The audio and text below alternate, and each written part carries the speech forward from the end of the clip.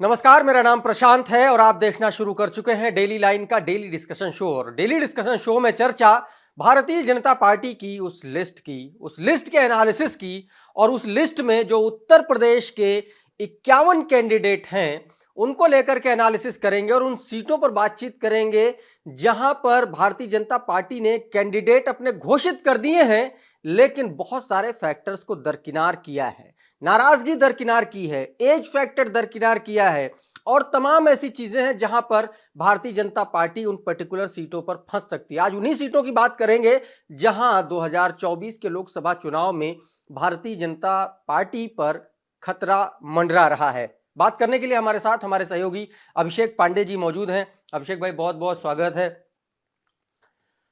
भारतीय जनता पार्टी ने जो लिस्ट जारी की है, सीधे सवाल पे आते हैं, उसमें आपको कितनी ऐसी सीटें लग रही हैं जहां पर बीजेपी दिक्कत में पड़ सकती है? देखिए 51 में से 44 को तो रिपीट किया है।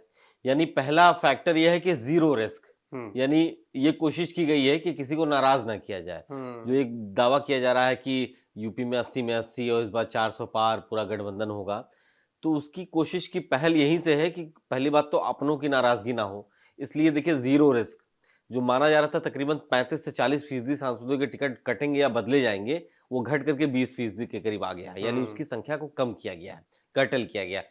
अब ये करने के लिए आपको दो तीन चीजों को आपने दरकिनार किया है। एज फैक्टर, ये हमेशा से कहा गया कि भाई 75 प्लस को किनारे रखेंगे हम और युवाओं को मौका देंगे, लेकिन कई लोगों को दोबारा से रिपीट किया जा रहा है, मौका दिया जा रहा है, यानी वो फैक्टर कर्टल कर दिया गया।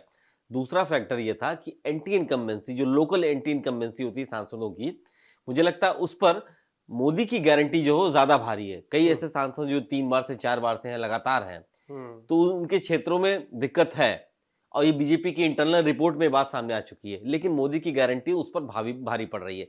तो आप सोचिए कि रिजल्ट हासिल करने के लिए कई चीजों को दरकिनार किया गया है, लेकिन इससे खतरा टलता नहीं है प्रशांत। खतरा तब भी बना होता है भाई, प्रधानमंत्री मोदी को सिर्फ उत्तर प्रदेश नहीं देखना है, पूरा देश देखना है। आप देखिए कि 10 दिन में दक्षिण भारत का ही पूरा दौरा कर रहे हैं, 29 कार्यक्रम कर रहे हैं वहां पे। तो आप उत्तर प्रदेश में कल कैबिनेट की बैठक में उन्होंने कहा कि भाई जाइए, परफॉर्म कीजिए, लोगों के बीच में रहिए और जीत के आइए। तो ये समझिए कि प्रधानमंत्री सब जगह मौजूद नहीं रहेंगे, कई फैक्टर्स, फिर भी लोकल फैक्टर्स काम करेंगे। 2019 में हमने सपा बसपा गठबंधन में देखा था, 15 सीटें जीत गई थी। इस बार वो स्थिति नहीं है, लेकिन खतरा कम नहीं है। कुछ सीटें ऐसी हैं जहां पे दिक्कतें बनी हुई हैं। ज्यादातर सीटें वो हैं जो मुस्लिम बाहुल्य हैं, पश्चिम उत्तर प्रदेश की हैं। पूर्वी उत्तर प्रदेश की कुछ सीटें वो हैं जो कांग्रेस और समाजवादी पार्टी के कॉम्बिनेशन में फिट बैठ रही हैं। तीसरी कुछ मामले ऐसे हैं जहां पर लगातार रिपीटिशन सांसद जीत के आ रहे हैं, वहां पर कल एक तस्वीर सामने आई, जयंत चौधरी का मामला साफ हो गया, गुलदस्ते के साथ फोटो खिंचवा ली है। अब उनका ऑफिशियल ऐलान हो गया कि हाँ, now he is the ally partner of the Bharatiya Janata party. उसके बाद अभी पश्चिमी उत्तर प्रदेश में कोई तस्वीर आपको बदलती हुई नजर आ रही? क्योंकि सबसे ज्यादा नुकसान 2019 में बीजेपी को उसी एरिया में हुआ था, उसी जाटलैंड में हुआ था। ठीक है, बिल्कुल सही कहा आपने। तो आरएलडी का प्रभाव 3-4 लोकसभा क्षेत्रों में बढ़िया है, वहां पे उनको फायदा मिल सकता है। लेकिन मुस्लिम बाहुल जो डोमिनेटिंग इलाके हैं, मसलन आप समझ लिए कि रामपुर में हालांकि बाई इलेक्शन जीत गई थी बीजेपी, नगीना है, सुरक्षित सीट है, वो है। संभल है, शफीकुर रहमान बर्क थे, भी उनका देहांत हो गया है। कुछ सीटें ऐसी हैं जहां पे मुस्लिम बाहुल्य आबादी है। हालांकि बीजेपी का कहना है कि हमने योजनाओं का लाभ सबको दिया, इसलिए वोट हमको सबको मिलेगा, लेकिन ये बात सही है कि सपा प्लस कांग्रेस, इस गठबंधन में मुस्लिम वोट बैंक जो इंटैक्ट होता है। एक बात बहुत कही जा रही है उत्तर प्रदेश में, लगभग जिस किसी से भी आप चर्चा करिए वो यही कहता है कि इस बार 2-3 से ज्यादा सीटें समाजवादी पार्टी नहीं जीतेगी और बहुत मुश्किल अगर एक सीट कांग्रेस जीत जाए तो जीत जाए। सर्वे भी तमाम सारे हैं जिसमें किसी में 75 सीटें बताई जा रही, किसी में 78 सीटें बीजेपी को बताई जा रही हैं।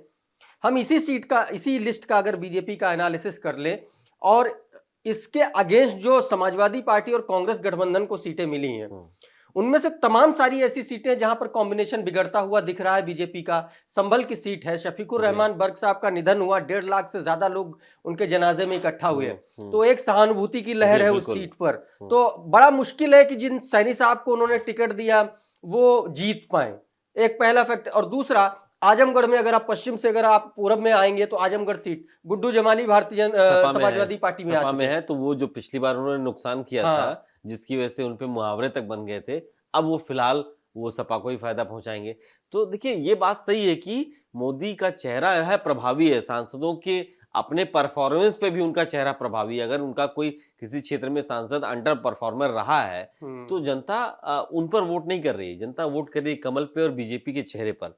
यही हमने ट्रेंड देखा अभी बीते कई दिनों से। अच्छा, एक चीज और... लेकिन खतरा टला नहीं है। आप इस चीज को समझिए कि अगर आप सांसद अंडर परफॉर्म है, क्षेत्र में उसकी छवि अच्छी नहीं, मसलन आपका कन्नौज की अगर मैं बात कर लूं, सुब्रत पाठक, ठीक है, वो अगर जीत रहे हैं तो बीजेपी के चेहरे पे जीत रहे हैं। एक सर्वे में स्थानीय रूप से उनकी छवि को बहुत डैमेज हुआ है, उनकी छवि बहुत अच्छी नहीं वहां मानी जा रही है। ऐसे ही कई अलग अलग क्षेत्रों में सांसदों की परफॉर्मेंस, उनकी छवि, उनके व्यवहार, उनके कामकाज को लेकर के भी जनता खुद ऑडिट करती है। लेकिन यही होता है अंततः कि अगर वोट करना है तो देश का चुनाव है तो लोग एक चेहरे को चुनते हैं।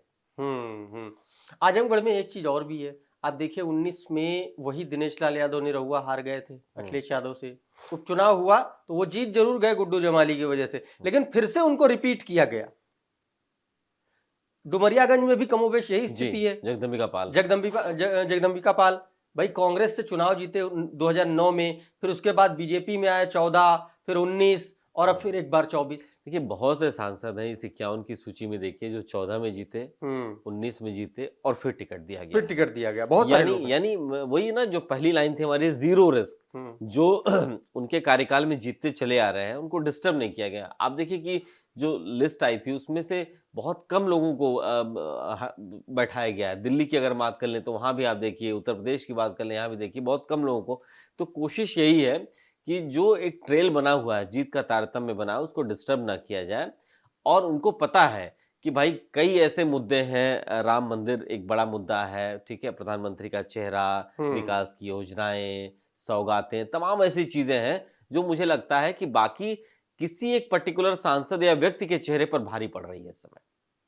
तो कुल मिलाकर के बहुत सारी ऐसी सीटें हैं जहां पर समाजवादी पार्टी और कांग्रेस का एक कॉम्बिनेशन काम करता हुआ दिखाई पड़ रहा है। दूसरी तरफ भारतीय जनता पार्टी ने जो नो रिस्क वाला फॉर्मूला अपनाया है, ये वोटर इसमें कितना तब्दील होगा बीजेपी की तरफ, ये देखने वाली बात होगी। लेकिन पहली नजर में ये समझ में आ रहा है कि बहुत ज्यादा अगर कॉम्बिनेशन देखा जाए विपक्ष की तरफ से भी और दूसरी तरफ अगर भारतीय जनता पार्टी के जो कैंडिडेट हैं उनको देखा जाए तो तमाम सारी उसमें सीटें हैं जो विपक्ष की तरफ जाती हुई दिखाई पड़ रही हैं। लेकिन फिर आखिरी में वही बात है कि अभी चुनाव में थोड़ा सा वक्त है और प्रधानमंत्री नरेंद्र मोदी और भारतीय जनता पार्टी में वो काबिलियत है कि वो माहौल बहुत जल्दी बदलते हैं और बहुत तेजी से बदलते हैं। तो ये देखना बड़ा दिलचस्प होगा कि ये जो सीटें हैं, ये जो उम्मीदवार हैं, 3-3 बार की एंटी इनकम्बेंसी, 2-2 बार की एंटी इनकम्बेंसी और तमाम सारी ऐसी घटनाएं हैं। लखीमपुर की बात कर लें, अजय टेनी के खिलाफ बड़ा मामला चला, स्मृति ईरानी के खिलाफ बड़ा मामला चला संजय गांधी हॉस्पिटल को बंद कराने के लेकर के। तो तमाम ऐसी घटनाएं हैं, चाहे कौशल किशोर की बात हो, मर्डर हुआ उनके फार्म हाउस पर, उनके ही बेटे पर आरोप लगे, तो बहुत सारी ऐसी बातें हैं। उसके बावजूद बीजेपी ने भरोसा जताया है। ये देखना होगा कि आने वाले वक्त में ये जो 51 लोग हैं इसमें से कितने लोग चुन करके संसद पहुंचते हैं। हमारे आज के एनालिसिस में, आज के इस वीडियो में फिलहाल इतना ही। आप बने रहिए डेली लाइन के साथ।